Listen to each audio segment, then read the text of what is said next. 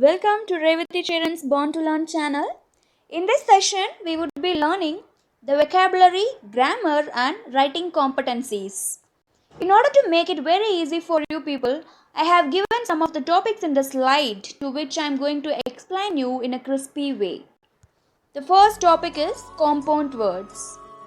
What is the meaning of compound words? It is just made of two or more words. Okay, the concept is it may be the combination of noun, verb, adjective, adverb, preposition or gerund, etc. Anything like that. Okay, but when we use this word separately, it gives a different meaning. And when we use this a compound word, it gives some other meaning. That is the main concept. Okay, so for example, I will tell you two words, sun and light. If I say sun separately, it gives a different meaning. Light separately, it gives a different meaning. But when I add these two nouns, sun plus light equal to sunlight, so it gives the different meaning here. This is the meaning of compound words. So now we'll go with the next topic, prefixes and suffixes. What is meant by prefix? A prefix is a letter or group of letters at the beginning of a word to form a new word. Okay, a prefix is added at the beginning of the word in order to form a new word. For example, I take a word called regular, R-E-G-U-L-A-R, regular. I want to add some prefix here. Okay, at the beginning of the word, I add IR as the prefix. So IR plus regular is equal to irregular. So you can see what have happened here. I have added a prefix in front of the word regular, so that it have become a new word called irregular. Next one, suffix. A suffix is a letter or group of letters at the end of the word to form a new word. A suffix is a letter or group of letters at the end of a word to form a new word. For example, I take the same word called regular. So with regular, at the end of the word, I have to add some suffix. Here I add ly as the suffix. So regular plus ly, regularly. So here I have framed a new word by adding a suffix to the word regular. That's all about prefix and suffix. Prefix is nothing but adding a letter or a group of letters at the beginning of a word, whereas suffix is nothing but adding a group of letters at the end of a word to form a new word. The next one, what is our next topic is abbreviations and acronyms. Abbreviation is nothing but shortening by any method, but thing is, it can be spelled letter by letter. For example, if I say UNO, I could not read it as you know. Instead, I can spell it letter by letter, UNO. This is the abbreviation. What is the expansion of the abbreviation UNO?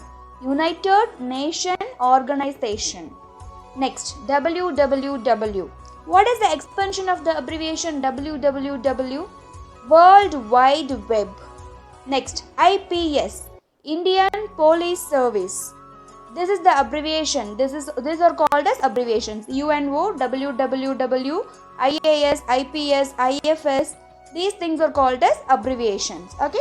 The next one, what is called as acronyms? Acronyms is nothing but a word formed from the first letter of a sentence is called as acronym. So, for example, I'm shortening a sentence, acquired immune deficiency syndrome, by their first letters, AIDS. You can see that I can pronounce the word here, AIDS, together forms as AIDS. Next one, Indian Space Research Organization. Split the first letters in the sentence, ISRO. I can read it as ISRO. This is the difference between abbreviation and acronym. Abbreviation, I can spell it letter by letter, whereas acronyms, I can read it as a word. That is the difference between abbreviation and acronym. So the next one is clipped words.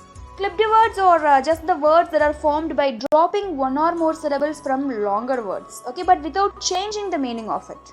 If a sentence or a word is too long, what we have to do is that we have to clip a syllable from that particular word in order to make it short.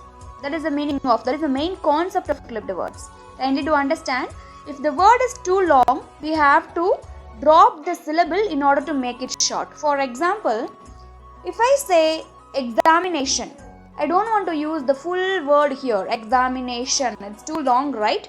So what I do is that I clip something from here. Okay. I cut ination and I use only the word called exam. I am going to write my exam. My friend is there in the exam hall.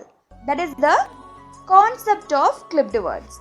So here we have three types of clipping.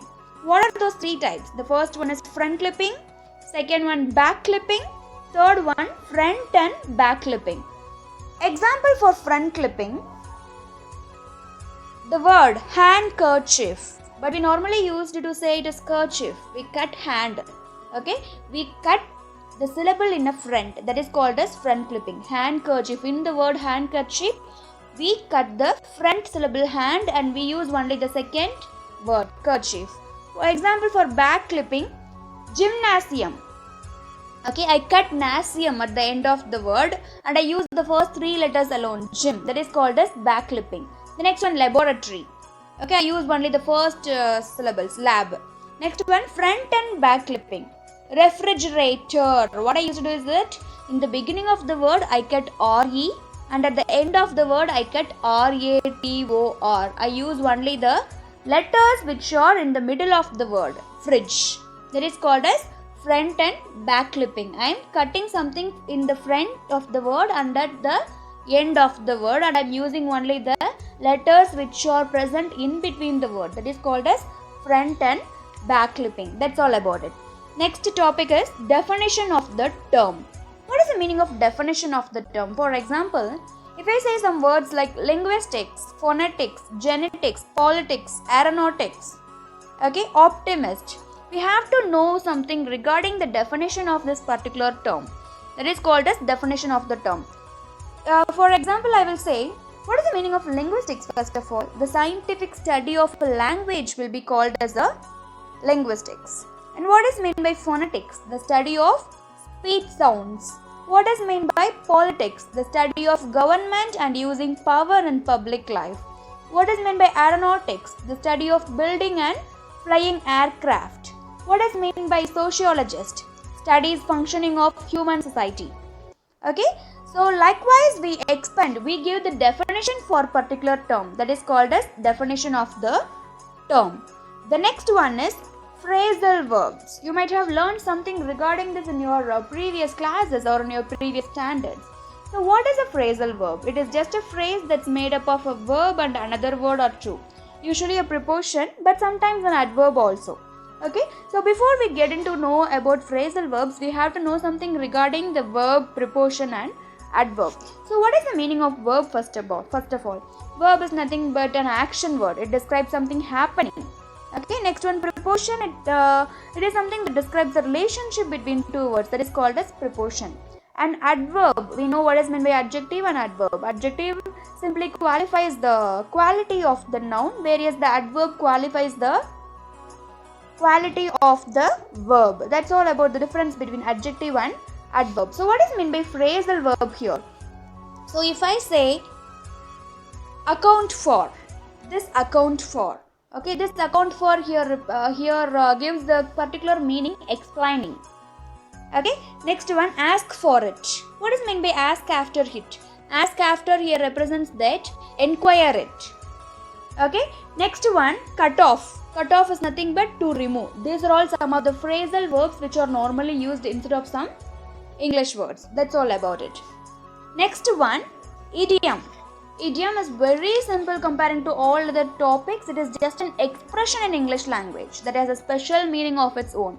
For example, if I say, I am feeling on cloud 9. I am feeling on cloud 9. You may think that, is she a fool? She is feeling like she is on a 9th cloud. Is that so? Is this the meaning of an idiom? Definitely not. If I say a sentence, I am feeling on cloud 9, this simply means that I am feeling extremely happy. Okay, my mother feels very happy. My mother feels on cloud 9 by looking at the mark sheet. Okay, my mother feels on cloud 9 by looking at my mark sheet. What is the meaning of this? While my mom looks at my mark sheet, she went to 9th cloud. Is that so? No, definitely not. The correct meaning is that when my mom looked at my mark sheet, she felt very happy by looking at my marks. I got a good grade. Okay, so my mom felt very happy. So on cloud 9 simply represents that extreme happiness. Next one, confusables. What is called as confusables? So you may think this some of the confusing terms. Exactly, confusing terms are called as confusables, which are commonly confused with one another in meaning.